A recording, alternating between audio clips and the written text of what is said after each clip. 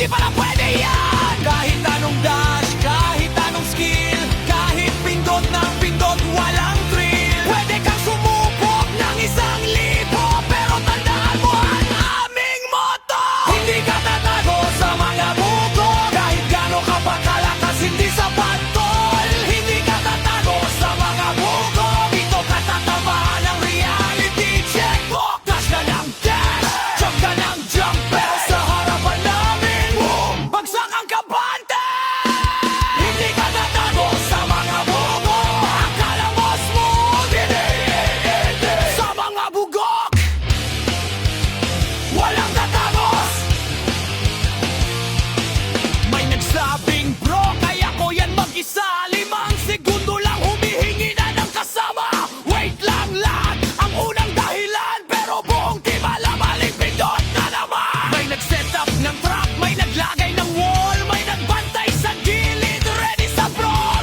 Akala mo butas, akala mo free, paglapit mo sa amin, surprise party. Hindi kailangan ng magic, hindi kailangan ng cheat, kailangan lang ng tiret at konting utak sa bawat beat. Kahit anong combo, kahit anong ult, kahit mag-boss ka pa na parang final boss fight, kung ang plano mo'y diretso lang sa amin pagdating sa panel, loading ang ending. Hindi ka tatago sa mga buko, kahit gano'n ka pa kalakas, hindi sapat tol. Hindi ka tatago sa mga buko, dito ka tatamaan ng reality check.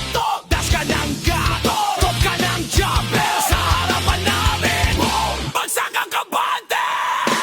Hindi ka tatago sa mga buko, akala mo smooth, sa mga bugok, walang tatagos. Yo! Pumasok ka na naman, parang ikaw ang hari, pero pag nakita ang bugok, biglang nagmamadali. May shield sa harapan, may backup sa likod. Ikaw ang may plano, pero kami ang may sagot. Isa lang yan.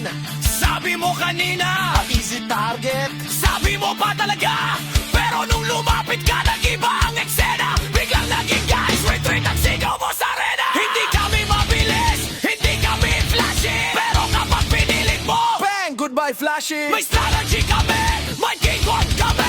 At kung gusto mong tumagos, mag-isip ka muna, papi. Bugok! Hey! Bugok!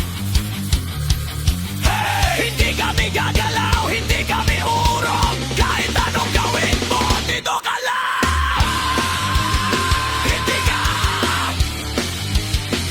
tatagos sa mga bugok.